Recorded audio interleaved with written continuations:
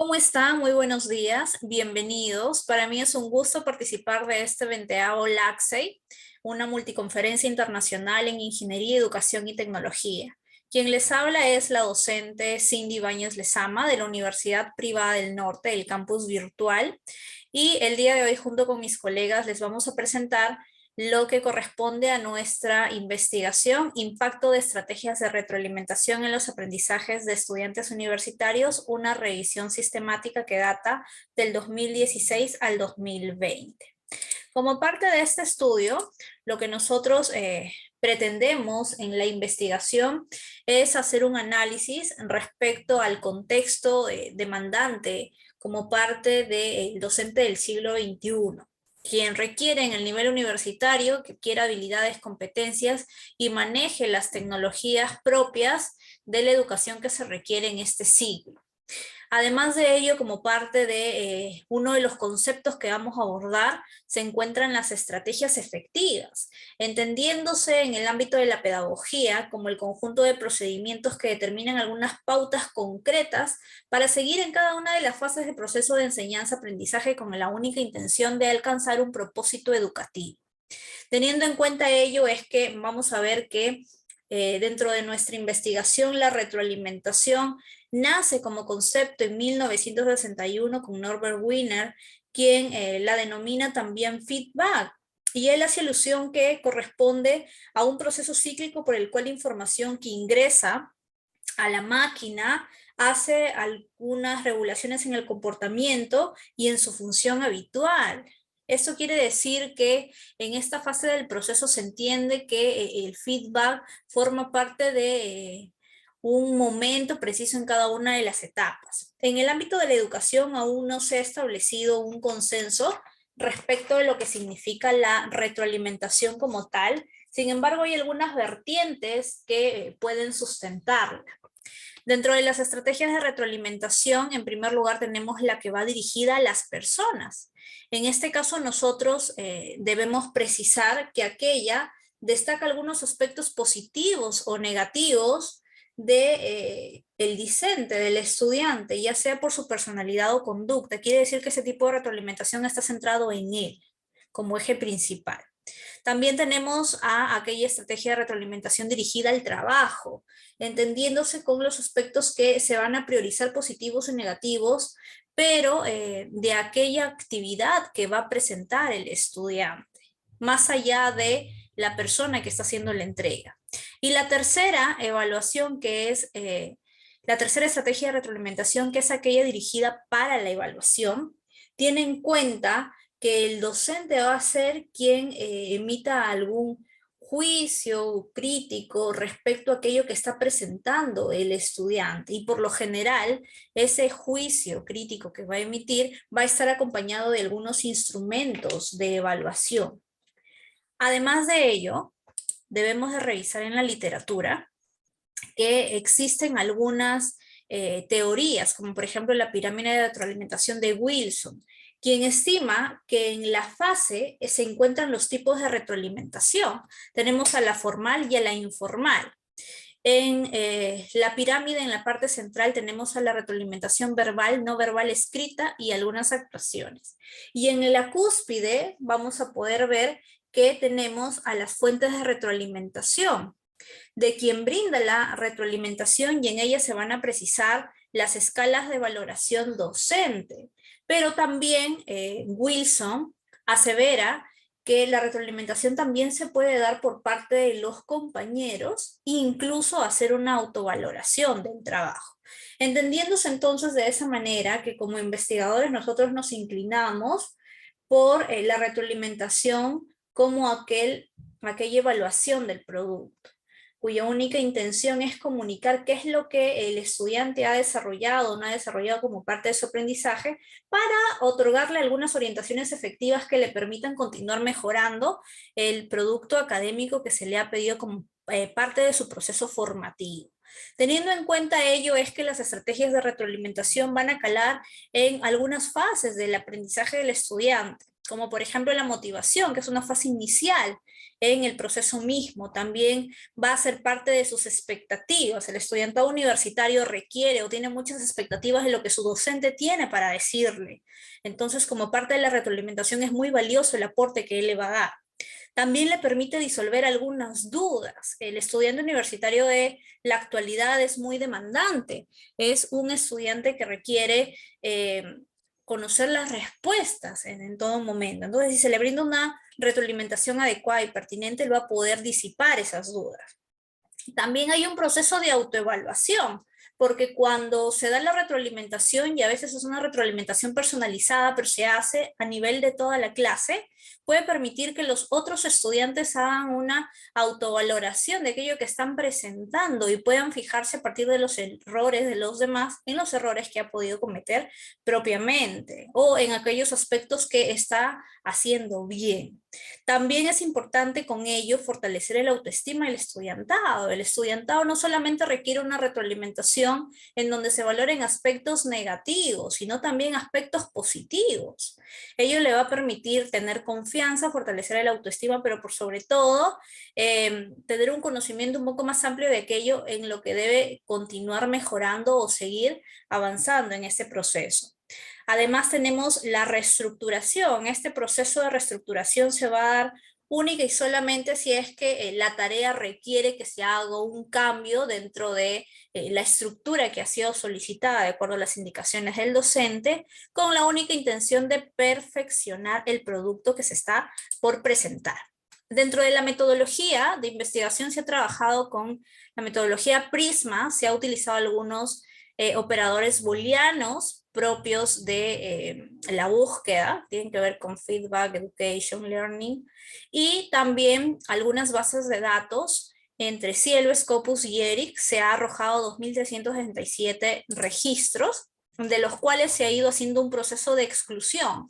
Se han excluido aquellos artículos que databan de antes del 2016, porque la revisión desde el 2016 hasta el 2022, por lo tanto no los requeríamos, y se han excluido con ellos 104 artículos. Luego se han considerado un criterio de exclusión por título resumen que no estaban relacionados, y la exclusión conllevó a 1.718 artículos y con ello quedaron 545. Un tercero criterio de exclusión constituye a la metodología y enfoques cualitativos de las investigaciones, y con ellos se han excluido 485 artículos, quedando 60. Se siguieron afinando los criterios de selección, y dentro de la exclusión se consideró aquellos por áreas del conocimiento focalizados que no correspondían a las investigaciones que estábamos haciendo a nivel universitario. Por eso es que se consideraron solamente 50 artículos, y finalmente se trabajaron una última exclusión por escasa información, y con ello se excluyeron 8 artículos, haciendo un total de 42 artículos que forman parte de esta revisión. Dentro de los resultados y la discusión podemos encontrar que las bases de datos más utilizadas han sido ERIC y las menos utilizadas ha sido Scopus, con un 11,90%.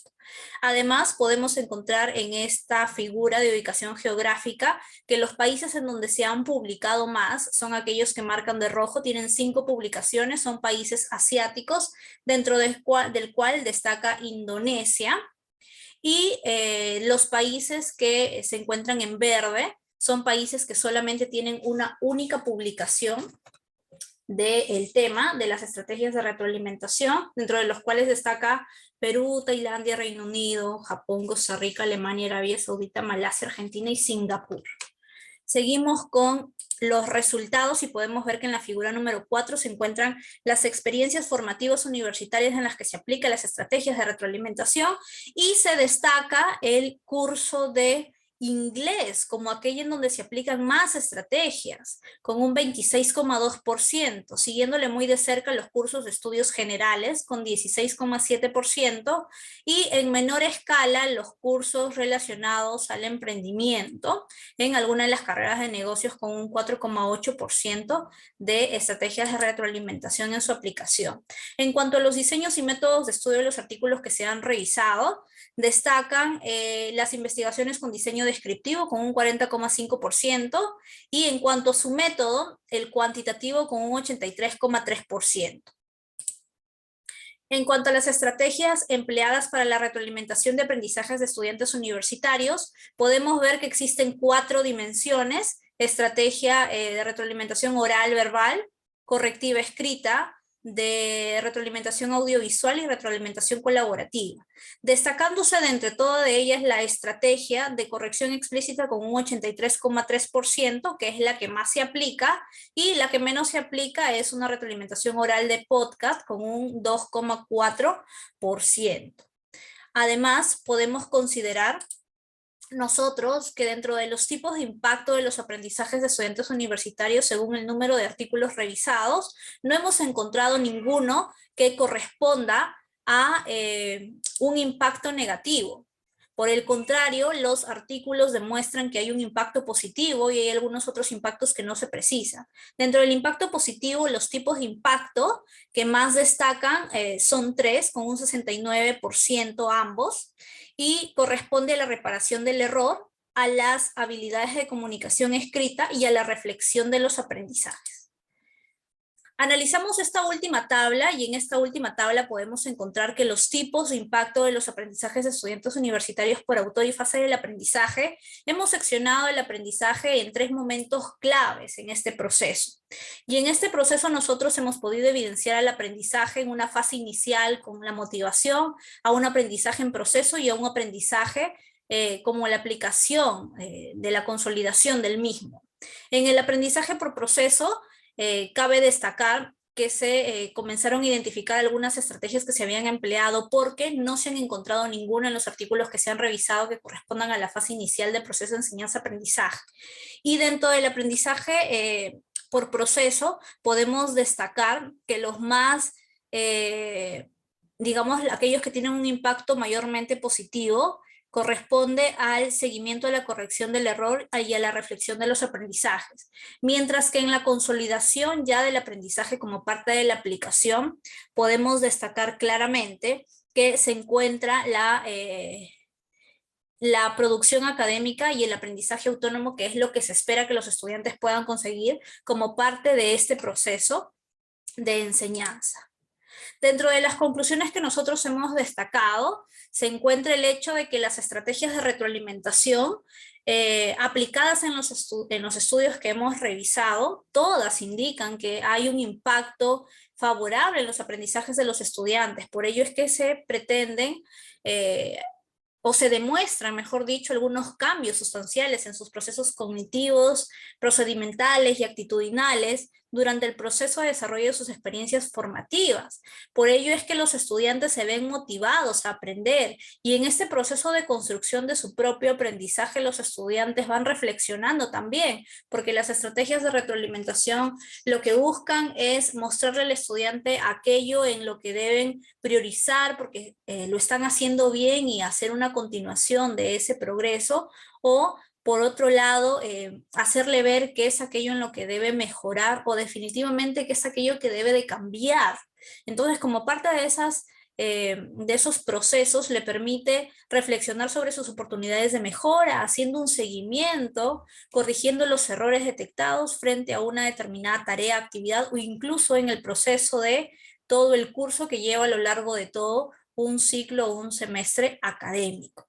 Además, como parte de su aprendizaje, también los estudiantes han demostrado, según los artículos revisados, desarrollar habilidades de comunicación escrita y oral, porque si bien es cierto, ellos van a utilizar diferentes espacios o plataformas según la demanda actual, para presentar sus tareas, ya sean en algunos espacios físicos presenciales o en la modalidad híbrida o virtual, van a presentar sus tareas. Ello les va a permitir que puedan visualizar el error o puedan identificar en qué es lo que pueden mejorar. Entonces, de esa manera es que ellos también van manejando algunas habilidades comunicativas, escritas y oral, porque también lo sustentan de manera verbal.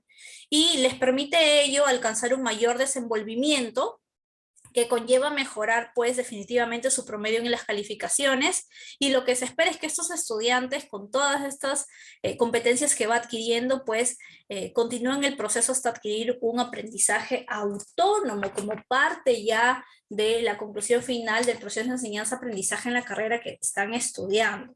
Entonces, el estudiante que es resiliente y que va avanzando ante los errores que forman parte de su experiencia formativa se convierte en un estudiante que ha recibido algunas retroalimentaciones, orientaciones durante el proceso de enseñanza-aprendizaje, y demostrándose de esa manera que sirve mucho la retroalimentación en el ámbito educativo universitario. Eso sería todo de mi parte. Gracias.